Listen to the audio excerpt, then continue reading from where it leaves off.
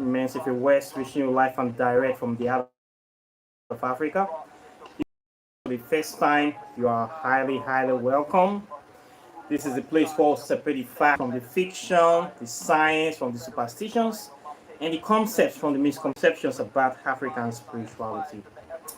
Today, I want to talk about a very, very popular concept in the world of spirituality.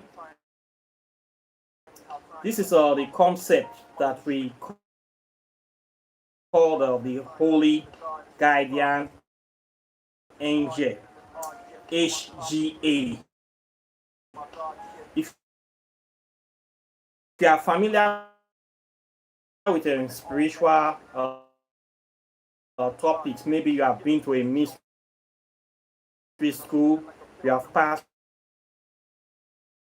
through Rosicrucians, Freemasonry, Western occultism, or mainstream Western spirituality, you heard this term. They call them Holy Guardian Angel. They are referring to some kind of deities or some type of principles that this person will say so and so is their holy guardian angel, so and so spirits or deity is their holy guardian angel. This kind of talk.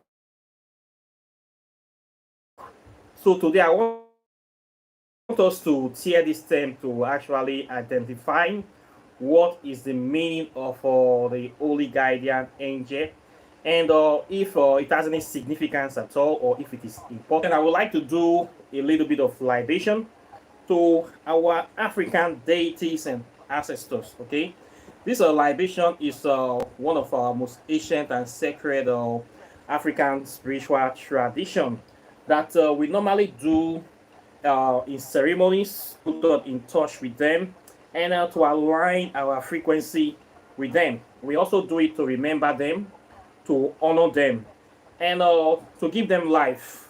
Okay, they say water is life, and anything you give attention to, you focus your mind to, you give attention, you give your power to, you resonate with it. And I want to make this a practice of this channel, so lots of our ancestors or African spirits to be involved in this process of talking about African spirituality, and also too to be educating people, enlightening people how to do the libation, and also how to bring the awareness of these spirits to as much people as possible that will be watching this video even in the future, so that they will know that this kind of things exist. So today I'll be calling some of our West African deities with our Kemetic deities together, and some popular people.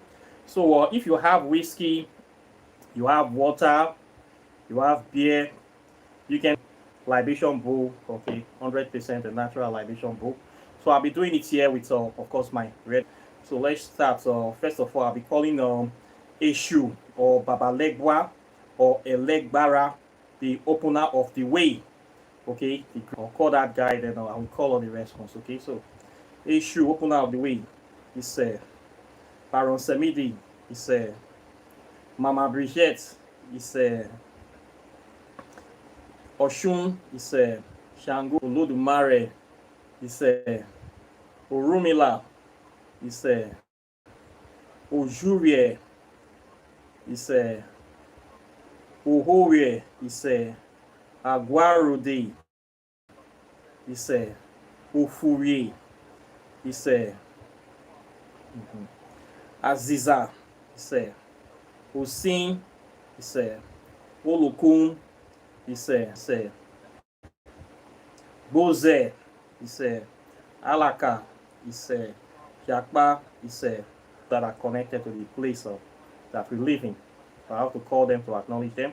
And of course, our Kemetic deities, Asa is Sekhmet is very, very important at this time. We need to be calling Sekhmet, we need to be calling Oya, because Sekhmet is the spirit of war, the female lioness, the God of for economic prosperity, of empowerment, of wealth, mean markets, spirit of business. If you want your business to be moving, you need to be calling segment Oya, and you need to focus on economic black empowerment, buying products from your people, patronizing your people, empowering your people, making sure that the money circulates within your people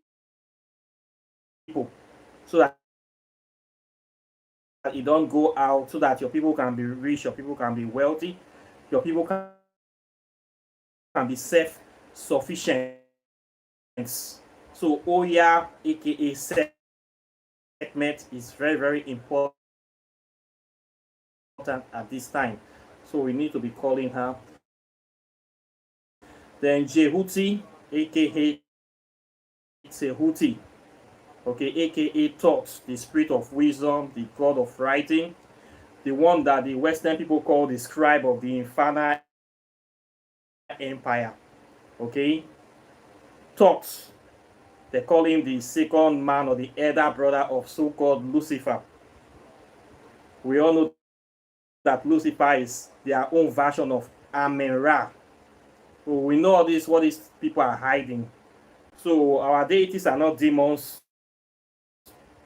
Our deities are principles of nation, okay, of nation. Amen-Ra is the sun. Okay, Jehuti is the god of wisdom. Him to invoke in us, to incorporate in us. Okay, so when we call them, we don't just see them as something that is outside you, that is something to be venerated or worshipped, like in the way you worship an external deity. These are principles that exist in nature, exist in your environment, that they are all part of the attributes necessary for nation building. And you need to invoke those principles inside you. In other words, you need to become those deities. You need to become them.